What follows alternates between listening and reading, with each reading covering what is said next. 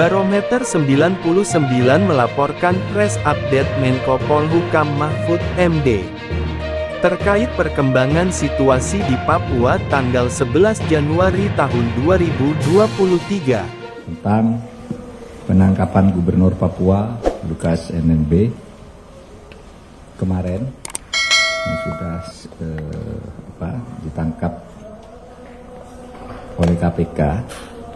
Saya ingin menyampaikan penjelasan berikut. Pemerintah mengapresiasi KPK yang telah menangkap Gubernur Papua Lukas NMB dan segera membawa ke Jakarta kemarin. Penangkapan ini murni merupakan langkah penegakan hukum yang sudah lama didiskusikan dan selalu tertunda karena Lukas menyatakan diri dan dinyatakan oleh dokter yang dipilihnya sedang sakit. Jadi ini sama sekali tidak ada kepentingan selain urusan hukum. Kasusnya sudah terbuka terang benderang, masalahnya apa itu sudah diumumkan oleh KPK. Oleh sebab itu semua pihak supaya memahami ini, jangan lagi dipertentangkan antara penegakan hukum dan perlindungan hak asasi manusia. Penangkapan ini terlambat karena dulu kan Lukas katanya sakit. Nah, menurut hukum orang sakit itu tidak boleh dipaksa untuk diperiksa apalagi ditahan. Dan itu harus minta rujukan dokter. Tapi sesudah itu dilakukan, ternyata Lukas melakukan aktivitas seperti orang tidak sakit. Meresmikan gedung dan berbagai kegiatan lain. Sehingga sesudah berkonsultasi dengan saya, membicarakan dengan saya, Ketua KPK pada tanggal 5 Januari 2023 sore, diputuskan bahwa Lukas NMB ditangkap dengan tetap memperhatikan sepenuhnya perlindungan atas hak asasi manusia. Oleh sebab itu, kalau dia nanti dinyatakan sakit oleh dokter, ya KPK bertanggung jawab untuk menempatkannya di rumah sakit atau membantarkannya ke rumah sakit. Kalau kata dokter memang harus di rumah sakit. Bahkan kalaupun harus ke luar negeri karena misalnya keahlian itu ada di Singapura, pemerintah juga bisa mengantar dan mengawal ke Singapura. Tidak boleh berangkat sendiri. Gitu. Nah, kepada yang lain saya juga ingin mengatakan, ya, jangan melakukan langkah-langkah destruktif. Karena ini murni penegakan hukum dan tidak akan berhenti di Lukas. Pergerakan uang Pemda sekarang dalam pengawasan kami dan sebagian di freeze. Kami freeze melalui PPATK agar tidak terjadi penyalahgunaan yang bertentangan dengan hukum dulu. Nah, oleh sebab itu saya minta saudara kepada yang lain-lain, ya, supaya tidak melakukan langkah-langkah destruktif untuk misalnya atas nama pembelaan dan sebagainya lalu melakukan pengerusakan. Hukum akan ditegakkan kepada siapapun tanpa pandang bulu. Cukup yang soal Lukas. Ada yang tanya? Kamu dari Tribun? Iya, betul. Izin Pak, Gita Irawan dari Tribun News.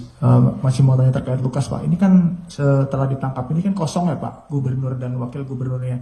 Itu dari pemerintah sendiri seperti apa Pak? Apakah disiapkan PJ atau seperti apa? Mungkin itu dulu Pak. Ya, sudah ada langkah-langkah alternatif. Pokoknya pemerintah tidak boleh macet. Pemerintahan harus tetap jalan dan kita sudah lama menyiapkan langkah-langkah alternatif yang benar secara yuridis. Kita sudah bicara dengan Kemendagri, dengan Panglima TNI, dengan Kapolri, dengan Menteri Kesehatan dan sebagainya, kita sudah rapat. Nanti ditunggu aja langkah berikutnya. Cukup. Saya Pak Dian dari Kompas, Pak izin. Yang pertama, penangkapan dari Lukas NMB ini diapresiasi karena memberikan kepastian hukum gitu ya Pak terkait kasus korupsi di Papua. Tapi masih ada juga Bupati Mamberamo Tengah itu Pak yang sampai sekarang masih jadi buron. Itu gimana komitmen dari pemerintah? Kemudian yang kedua terkait dengan isu penundaan pemilu Pak. Ini kan masih ada segelintir orang yang menyuarakan terus soal perpanjangan masa jabatan dan penundaan pemilu. Sementara dari Bu Mega kemarin di HUT ke-50 itu mengatakan bahwa tidak ada, PDIP tidak mendukung isu itu. Nah, pemerintah gimana Pak kepastiannya soal pemilu ini? Terima kasih. Oke. Yang Membramo itu ya, sama dengan yang Harun Masiku dan yang lain-lain, buron yang ada di luar negeri, itu tidak semudah mengambil Pak Lukas, karena itu ada tata krama, bahkan tata hukum diplomasi, tata hukum antar negara, tata hukum kedaulatan, yurisdiksi hukum dan sebagainya. Sehingga itu kita proses pelan-pelan. Soal Membramo dan Harun Masiku misalnya sudah diindus tempatnya di mana, namanya sudah ganti, kita sudah tahu juga. Ini masih tetap dibicarakan dengan negara-negara yang bersangkutan, tetapi tidak semudah membalik tangan ya, supaya hati-hati itu kita tangani terus gitu. Kemudian soal pemilu, saya kira sebenarnya pernyataan Bu Megawati dalam HUT ke-50 PDIP kemarin saya ada di sana mendengarkan dengan saksama, itu sebenarnya tidak ada pertentangan atau perbedaan dengan apa yang dinyatakan oleh Presiden Jokowi pada tanggal 5 April tahun 2022. 8 bulan atau 9 bulan yang lalu, kan ada tuh beritanya, Presiden menyatakan sama, para menteri dilarang berbicara tentang perpanjangan masa jabatan dan penundaan pemilu. Itu pengumuman Presiden. Kemarin Bu Mega katakan tidak ada penundaan pemilu. Ya Presiden juga bicara begitu sejak dulu. Nah kalau memang ada yang bicara, itu kan hak politik mereka untuk berwacana. Dan itu tidak melanggar hukum pidana. Sehingga ya tidak bisa diapa-apakan. Tetapi kalau pemerintah seperti saudara lihat, kita mempersiapkan ini dengan saksama. Dan setiap tahapan jadwalnya kan sudah terpenuhi sampai hari ini kan. Mulai pendaftaran partai, seleksi yang boleh ikut, kemudian syarat-syarat administratif lanjutan, dana, dan sebagainya sudah kita siapkan. Nah, pernyataan Bu Mega kemarin semakin menguatkan kita, memantapkan kita bahwa sesuai dengan kalender konstitusional tahun 2024 itu pemilu. Itu tegas Bu Mega dan tegas Presiden Jokowi juga 5 April tahun 2022, nanti di googling aja, betul nggak? Betul, Presiden di sidang kabinet mengatakan itu dan menugaskan Menteri Polhukam, Mendagri, Menteri Keuangan, BIN agar mengawal pemilu ini berjalan dengan baik. Dan itu yang kita kawal sekarang.